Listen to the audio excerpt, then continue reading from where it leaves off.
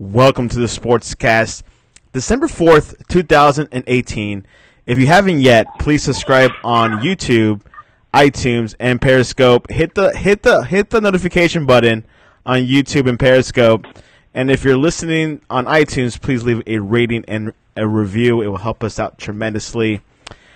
Big news in sports today. One of the greatest coaches of my lifetime, at least, Urban Meyer, is retiring. He plans to step down and will coach his final game in the Rose Bowl. The 39-year-old offensive coordinator who served as Ohio State's interim coach earlier this season. And to talk about it and elaborate about this whole situation in Ohio is Tyler Turner. Welcome to the Sportscast. How you doing? So, Ty, you predicted this firing a couple of weeks ago, or maybe a couple of months ago? Firing? No, sorry, his departure. Yeah, I did. Yep, I predicted he was going to retire. Yes. I'd seen it a couple places. Do you think he was pushed out, or do you think he had health issues, or that incident back in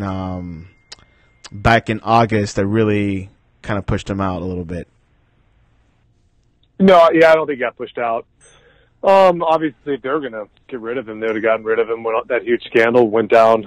They decided to keep him, but I just believe he seemed super stressed out. I think he was agitated about the whole situation. I think he just no longer wanted to be the coach at Ohio State, and yeah, I think he stepped away because of it. How do you see the whole? I mean, I don't know. I'm not Urban Meyer, so this is a subjective take from an outside viewpoint. Were you a Urban Meyer fan? I mean, how do you view his legacy as of right now? I mean, that's hard to say. If you're asking me if I was an Urban Meyer fan, did I like Urban Meyer? Is that what you're asking me? Yeah. I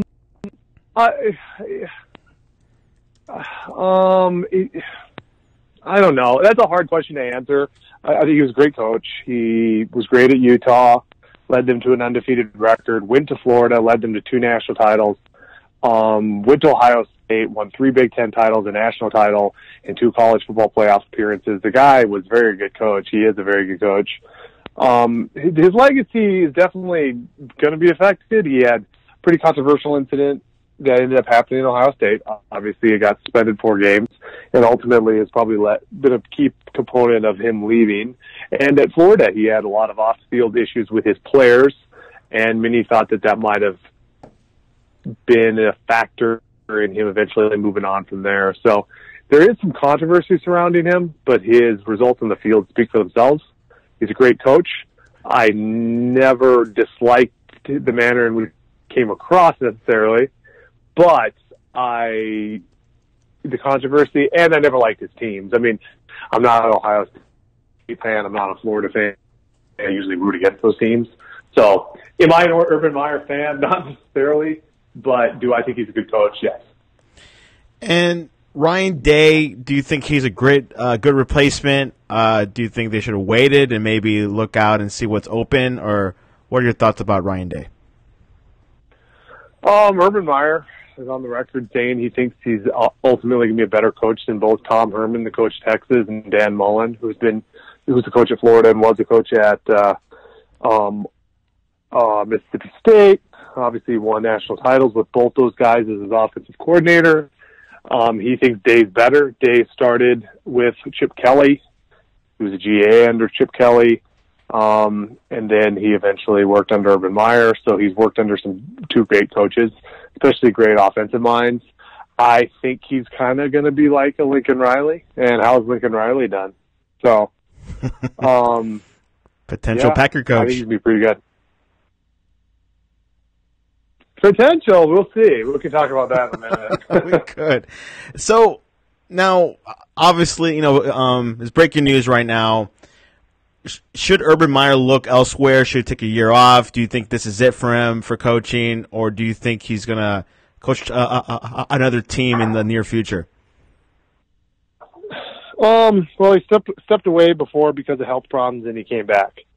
He is only 54. Sorry, 34. Yeah, he's only 54. that's not that old. He definitely could coach longer age-wise, but maybe he won't. You've had other coaches step away and never come back. Remember Jimmy Johnson? He stepped away and never came back. So there's been, you just never know. Depends on the person. I can't. I have no idea actually. Urban Meyer is, maybe considered one of the best coaches in today's game. Overall, he's not at Nick Saban's level, I would think. He might be that second tier of coaching, but definitely in the history books as one of the most important college football coaches. Second tier as in what? Like behind Nick Saban, championship wise, Bear Bryant. I mean, what tier would you put him? Like up there with Nick Saban or not there? You know what? I was thinking about this earlier. Nick Saban has pretty much, whether it's been at LSU or Alabama, has pretty much always had the number one ranked recruiting class. Urban has not necessarily. Also, Saban before LSU and before Alabama were Michigan State. Michigan State really didn't have any great teams. Urban Meyer was a coach of Utah. Utah finished undefeated, winning, I believe, that year the Fiesta Bowl, his final year. Nick Saban, I don't even know what his best record was at Michigan State, but I don't think he ever made it past like a Citrus Bowl. He also didn't have great seasons his first few years in LSU. Urban Meyer has had very few, maybe one his last year at Florida. I think go by consistency of percentage of being successful at every single place he's been. I actually think the overall percentage is higher for Meyer. And I think there's been times like in Utah, especially that he did not necessarily have the talent. And he pretty much used his coaching acumen to be successful. So I would not consider Urban Meyer a tier below Nick Saban. I think Nick Saban has been more successful at titles, but and he's a great coach, and there's no denying that. But if you take away the fact that he's just a ridiculously good recruiter, and you put an Urban Meyer team and a Nick Saban team with exactly equal talent on the field, I think actually Urban Meyer has a winning record against Nick Saban, if I'm not mistaken. So he beat him in the playoffs when he was Ohio State's coach. He beat him in the SEC championship when he was Florida's coach, I think twice, if I'm not mistaken. So, I think if you break through the semantics and the statistics, and I would not call him a tier below Nick Saban. He's also 54. Nick Saban is 67. He's 13 years younger than Saban. He's won 3 national titles at 54. Saban maybe had won 1. His first national title at LSU, I think, was 2003. That's 15 years ago. I think he had won 1 title, and Urban's won 3 at the same age. I wouldn't call him a tier below Nick Saban. I just wouldn't. I guess, that's up to debate. Nick Saban had a record of 231 wins, 62 losses, and 1 tie. Urban Meyer had 186 wins and 32 losses. So it's obviously Nick Saban has more games under his belt, but we'll see. Yeah, how many years has Nick Saban been a head coach? He has been head coach for. I have to get back to you on that one, but Urban Meyer has been. I'm pulling up the stats, and they just won't tell me right now, but. Yeah, I think from what I'm counting, Nick Saban's been a head coach for 24 seasons, and Urban Meyer has been a head coach. I'm doing this with my hand, by the way. Urban Meyer's been a coach. Urban Meyer's been a head coach. 1, 2, 3, 4, 5, 6, 7, 8, 9, 10, 11, 12, 13, 14, 15, 16, 17 years. So he's been a head coach for 7 years longer. He's 13 years older. His more successful runs were at his 2 institutions that he had the ability to get greater talent. It's close. I think it's pretty even. I would consider them the same level. I mean, it's like apples to oranges. But yeah. But if you compare the head-to-head and what they've done the same amount of time at the same age, I just wouldn't call it a tier below. So. Okay. Have you heard of anything in the coaching rumor mill when it comes to college football? College football. Well, yesterday at Louisville, Scott Satterfield from Appalachian State is now the head coach. Colorado was leaning towards Mel Tucker, but then it didn't get confirmed, and so they may be still looking. I know they're looking at my Oregon Ducks defensive coordinator, Jim Leavitt. I also think they were looking at Mason from Vanderbilt. Another team that's still looking is Maryland. It's believed their main candidate is Mike Locksley from Alabama, the offensive coordinator. I don't know who else could possibly be in the running there. And then, obviously, my alma mater, Liberty University, opened up. Turner Gill retired because his wife having health concerns, a heart condition. And initial candidate in the forefront was Hugh Freeing messages to a escort service. So he did apologize publicly at Liberty University. So we will really see what comes of that. I'm interested to see. I think it's a more attractive job than it used to be because it's in the FBS now, no longer in the FCS. And they do have very good facilities. And so they'd be able to recruit probably some decent talent. And it's in a pretty good recruiting hotbed, meaning it's in Southern Virginia. You got all of Virginia. You also got North Carolina and South Carolina and possibly Georgia. So it's not a bad job. It's obviously independent. It's obviously an evangelical Christian. So it has its stipulations. But, they're going to really pursue the job. And so pursue to get someone good. I think other candidates will be Brandon Streeter. He is the quarterbacks coach at Clemson. He is the former quarterbacks coach while I was there at Liberty University. He also was the offensive coordinator for 3 seasons at Liberty and coached under Danny Rocco at Richmond. So he has an obvious connection to Liberty, and I don't know who else. I think those would be probably the 2 top candidates, Hugh Freeze and Brandon Streeter. Would you go Obviously, Streeter would be the less controversial. Would you go for a young coach, or would you go with a coach that has experience and that could put Liberty into a conference one day? Who would I go for? Yeah. Or who do you think? Who do I think Liberty should go for? Yeah. Well, you have to go for someone that's a good fit there, someone who's going to be able to recruit there, someone who's obviously adheres to the evangelical Christian values of Liberty University. I think it'll be. I'm going to go on the record. I think it's going to be either Hugh Freeze or Brandon Streeter. That's what I think it's going to be. It's going to be and one they're of those both two. win-win. I mean, you would choose either one of them. If you want to avoid controversy, I'd probably go with Streeter. Okay. If you want to go with the more experienced head coach, because Streeter's never been a head coach, I would go with Brandon. I would go with Hugh Freeze. I'm trying to think of a couple other candidates that might be out there. Because Alabama's water boy. It's an FBS job. I mean, I would maybe hit up Danny Rocco, the former coach that left. I don't know if he left in bad terms, though. But he actually left under a different AD. So it's a new AD.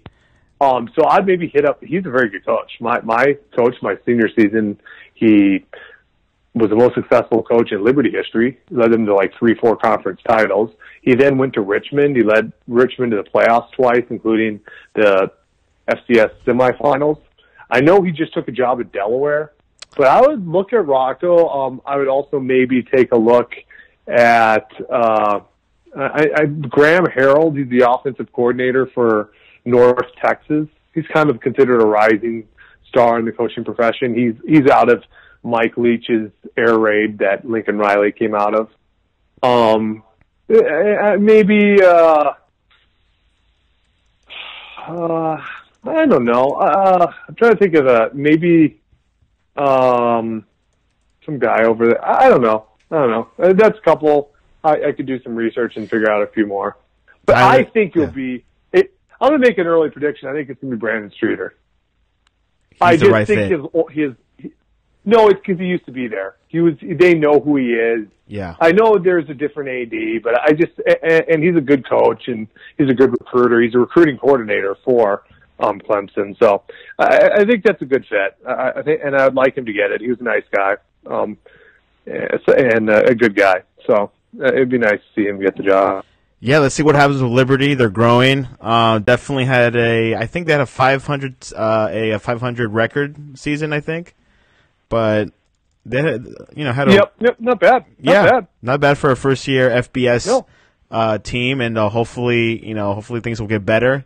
Better coach that might take us to the next level. I think that's key. And do you think they will probably eventually join a conference in the next couple of years? Is that what's going to happen? I really don't know exactly.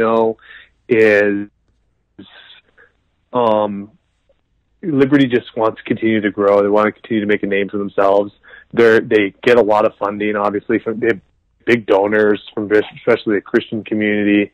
It is the most powerful evangelical Christian school in America. It's the biggest evangelical Christian school in America. I don't know. I really don't know what they're doing. I would recommend them just to stay independent. Become like Notre Dame. They kind of are like Notre Dame. What Notre Dame is to Catholic.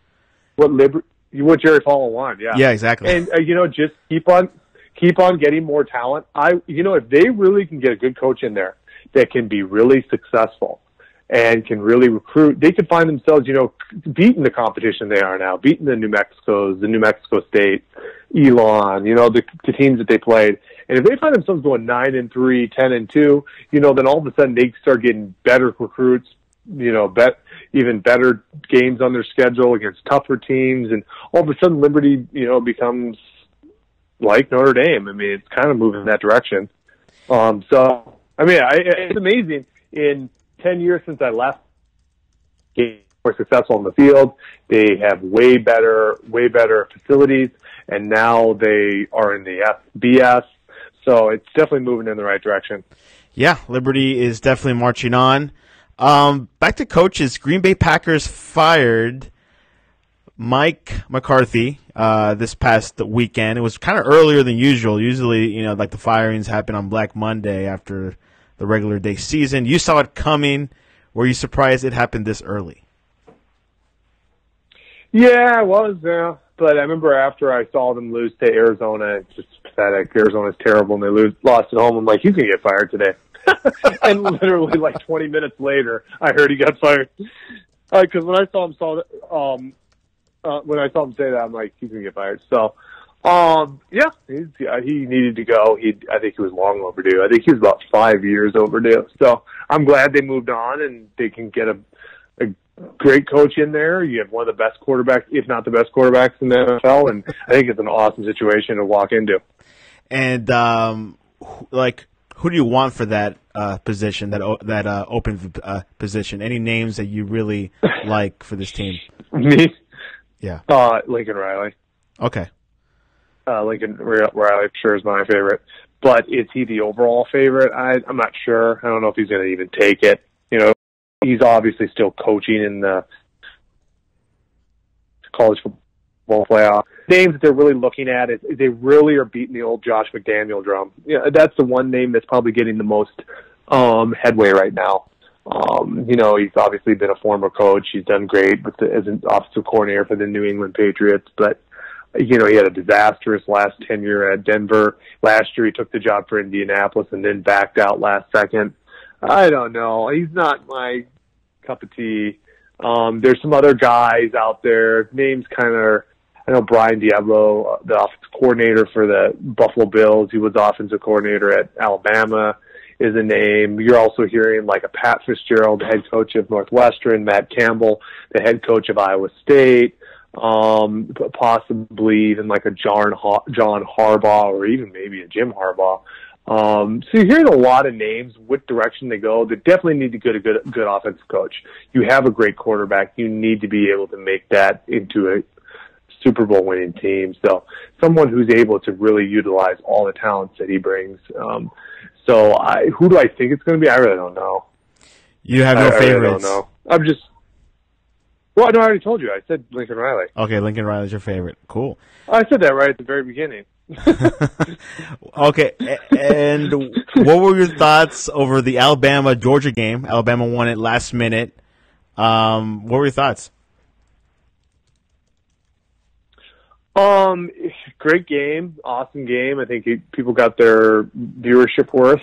I was saying money worth, but you don't pay for it.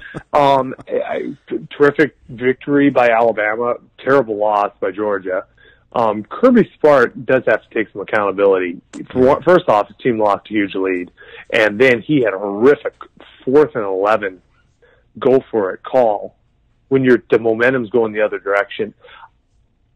I just don't know. I've seen it. I saw what he did last year in the national championship. I mean, time gives time. He's a great recruiter. He's built a good program there. I'm just wondering about his in-game coaching a little bit. I think the jury's still out on Kirby Smart. I mean, if you can, he's had a couple of times where he's lost leads. He's made some bad calls. So we'll see in long run if he can turn it around, because he definitely has the talent there. As far as Alabama, Tua did not play good. No. And I've been saying this forever. Obviously, I've been saying this on the Sportscast. I think Tua, when you get pressure on him, he tries to do things that aren't there, and he makes mistakes. The key is getting pressure on him. If you can get pressure on him, there is a high probability he's going to try to make something there that's not there. And there's a gunslinger kind of mentality that he has that can be successful, but it also can be very dangerous. And the fact that he's not able to move as well and he's still trying to do that means you have to be able to tailor back your playmaking if you can't make the plays. See what I'm saying? Yeah.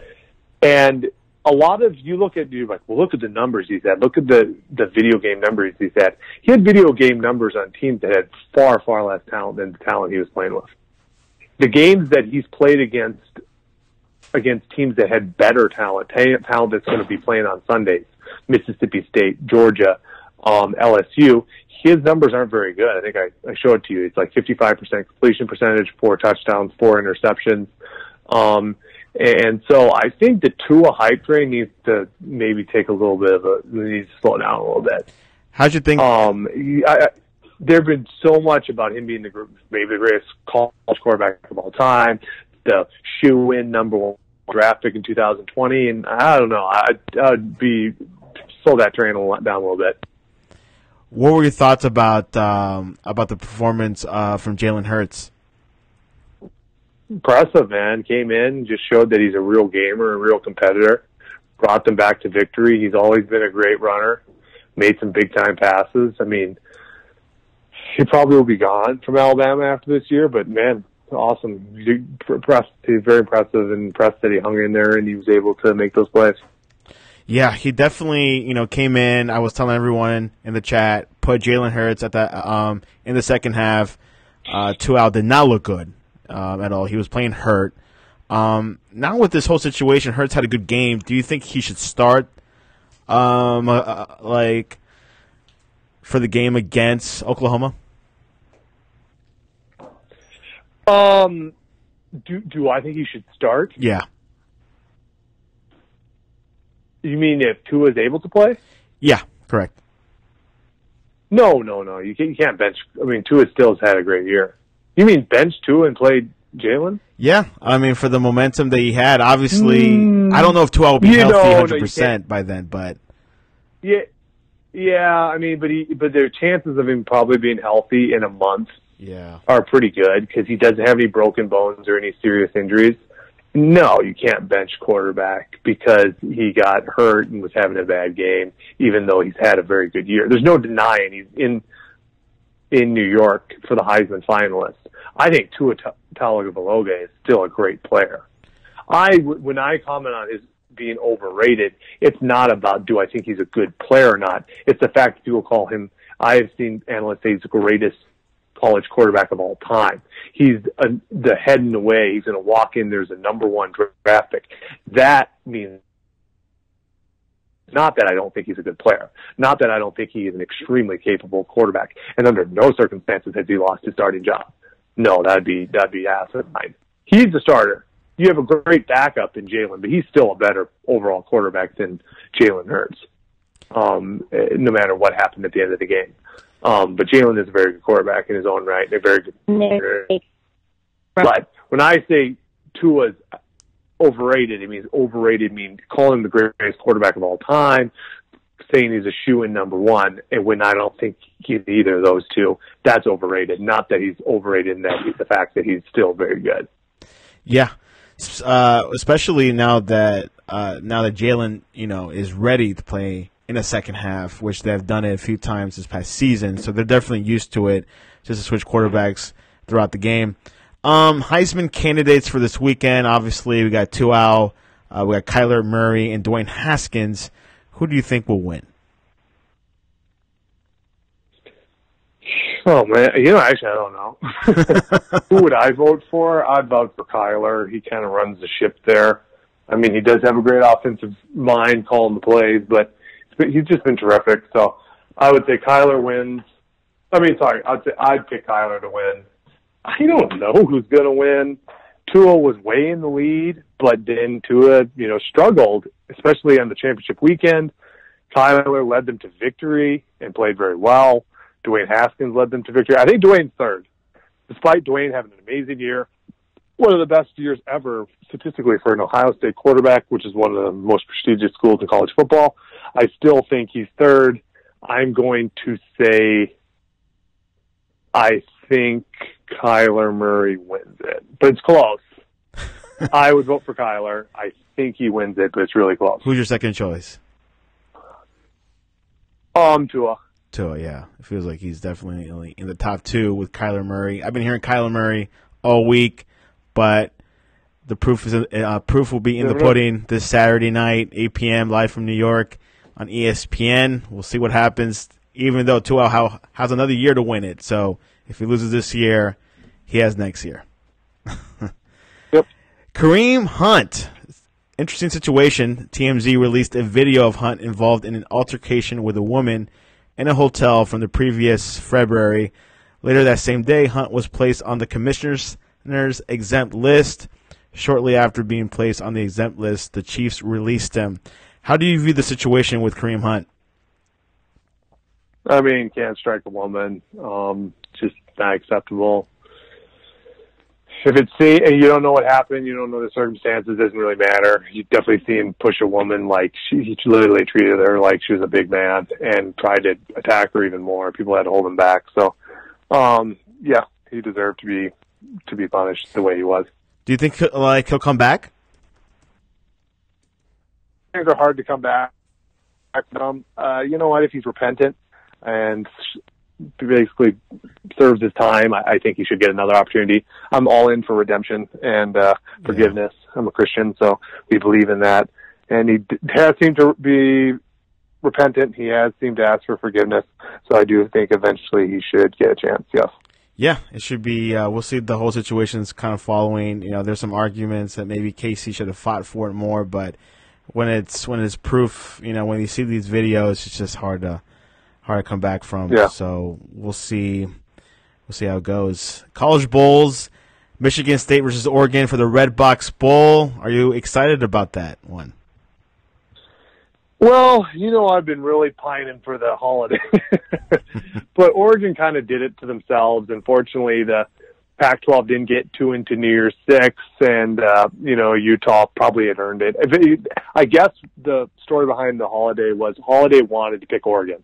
The Pac-12 conference, actually, itself, the heads of the Pac-12 conference called and told them to take Utah because Utah had earned it by making the Pac-12 championship game, by having the third best record, I believe, in the Pac-12, and by beating Oregon in the head-to-head. So they ended up giving it. They basically vouched or lobbied for Utah, and Utah got it. So we go to the Red Box. It actually did kind of turn out well. It's actually closer. It's only an 8-hour drive from Eugene. And you're playing a Big Ten school. And honestly, between Wisconsin, Northwestern, Iowa, and Purdue, they're basically all the same. So you're basically playing the same level of competition at a bowl game that's actually closer to your university. on the same day, on New Year's Eve. So in a lot of ways, to turn out not is win. Because, for one, the schedule came out today. Their schedule next year is much tougher. They play USC on the road. USC will be better. They have Chris Kingsbury as OC, got hired today. They have Washington, the defending Pac-12 team, on the road. They play Auburn on the road to start the season at Jerry's World. So they have a much tougher schedule next year, and we still don't know what Justin Herbert's going to do. There's a lot. People inside Oregon say Herbert's staying. I do find it odd that first of all, there was a report that he's not even looked for an agent. There's also the fact that he is playing in the game. He even got hurt, and he's still supposedly going to play.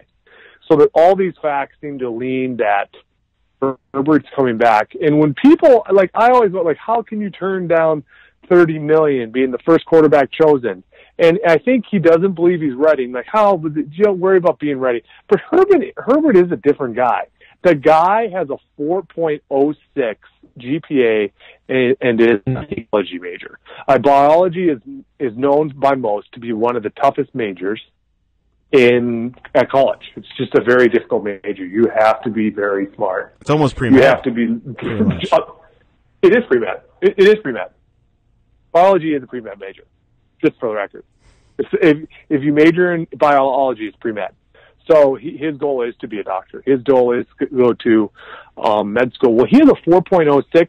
He has the highest GPA of anyone in the conference.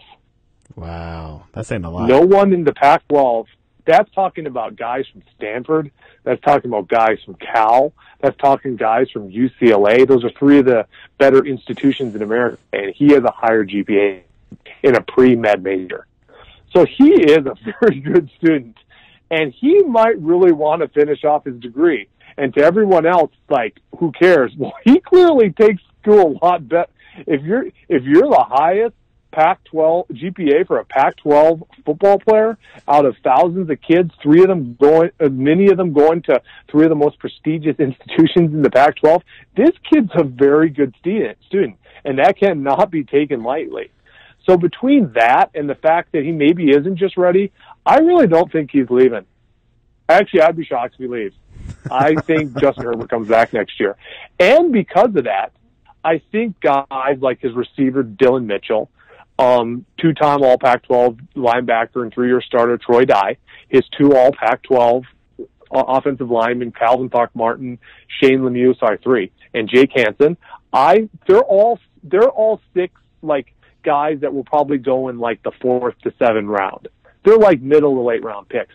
But I think the fact that Herbert's coming back, I think is going to do a trickle-down effect. I'm not just saying this off of subjective. I've actually read in a couple different reports by Oregon beat writers that more than likely and even Dylan Mitchell himself said when interviewed, he said, it'll probably depend on Herbert. That's what he said. It'll probably depend on Herbert if I go pro.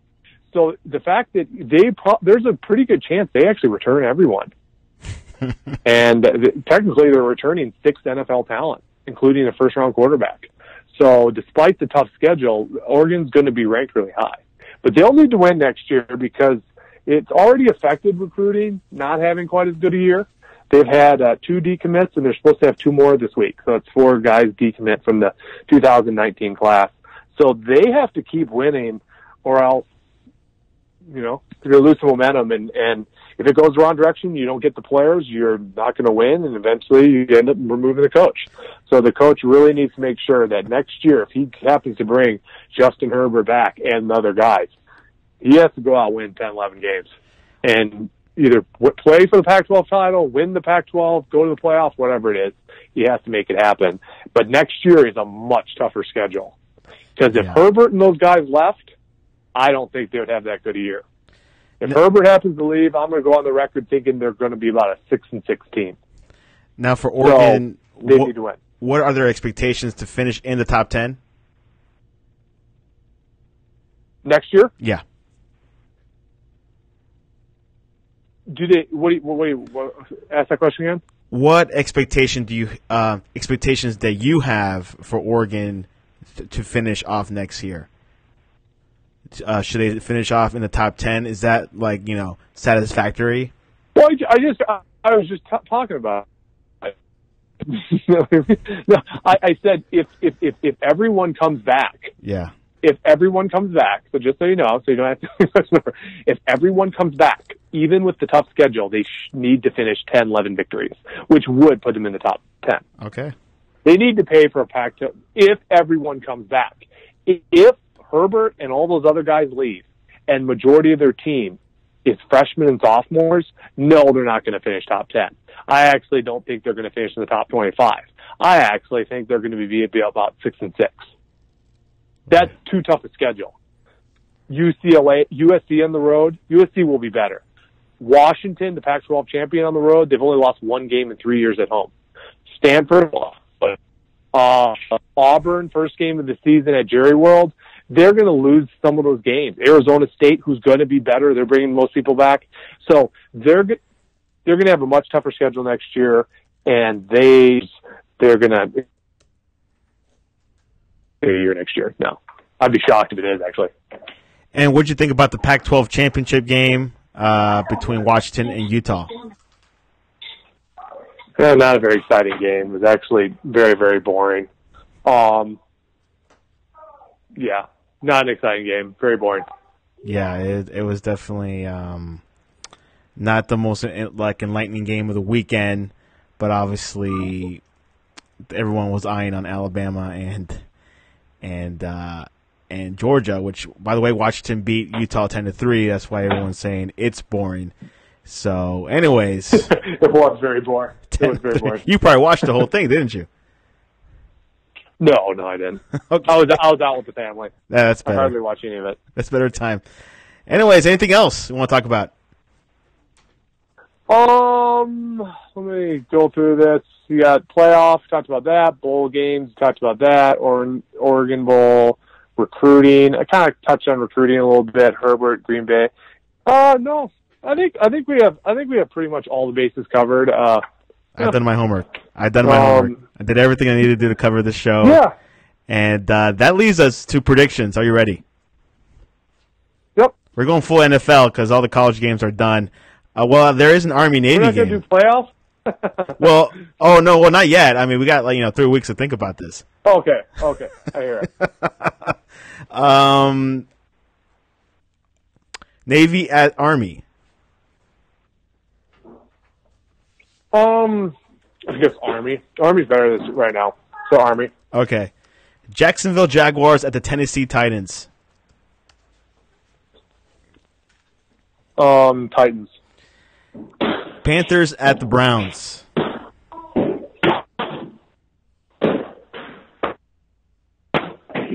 Panthers aren't playing very well. They're not. We'll go Browns. And Browns, okay.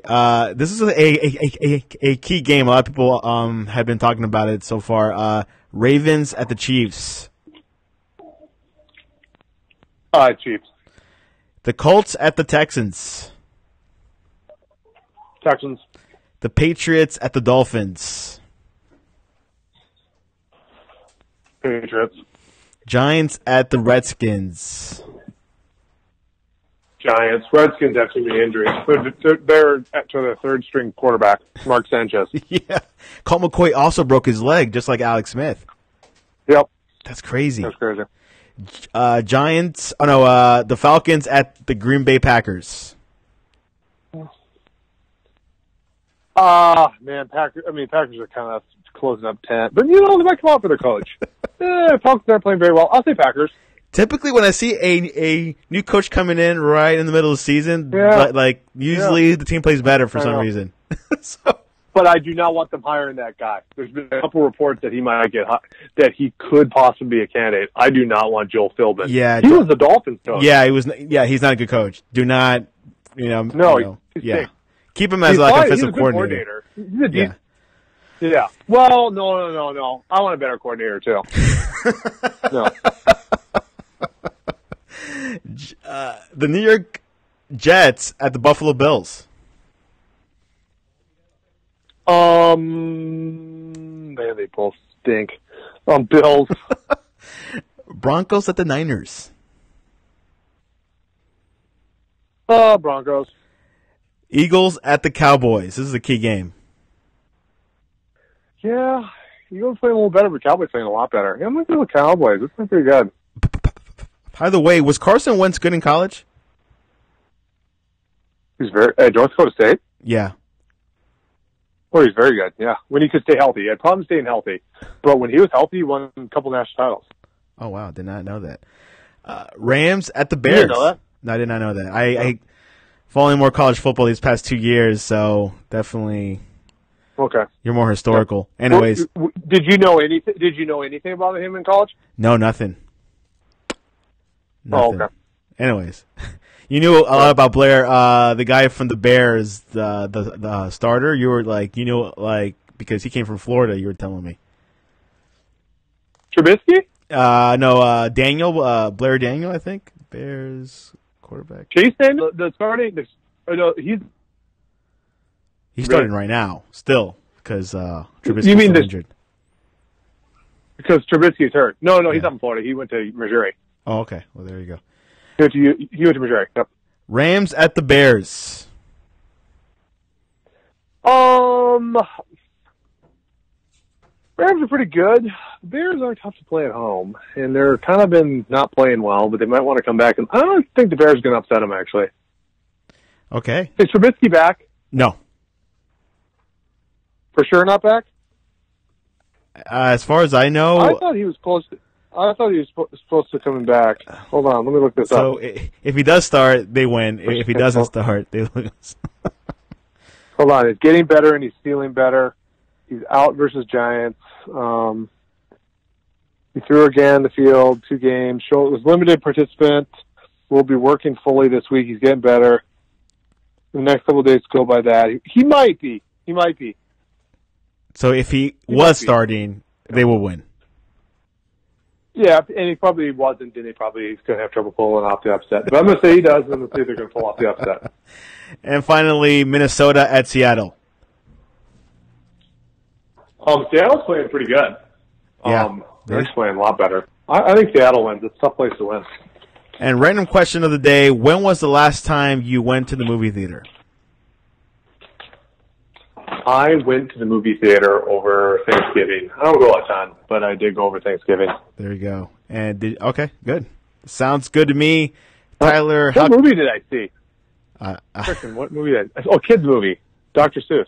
Was it good? I didn't really watch it. I was sitting on my phone the whole time.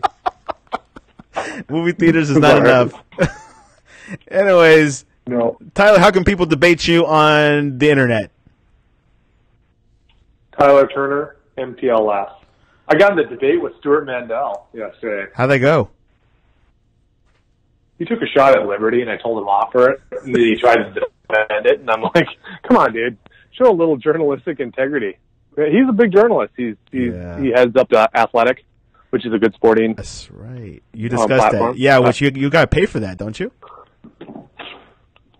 I paid. You have to pay to be on there. It's $40 a year. Yeah, I heard it's like a Silicon Valley publication or something.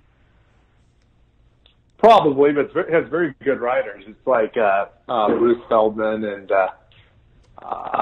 Tyson Alger, and I mean a lot of very good journalists. So that's why I got it. But Ty is in the loop with sports. He's in the forums that no one can actually get onto. And they can. You can get onto the Athletic. What are you talking about? You know everything about coaching rumors, recruiting rumors. You're in the loop. Oh, I talked to the guy. Okay, if you want to know how I'm so much in the loop with the coaching, I talked to Scott Russell of Football Scoop. There you go. I gave him a scoop once upon a time for Oregon, and I now talk to him. So he gives me some heads. He gives me some heads up. If Liberty gave you a football assistant coach offer, would you take it? To be like a GA or something? Yeah, I mean, I want to kind of move back to the East Coast, so yeah, I probably would. There you go. Yeah.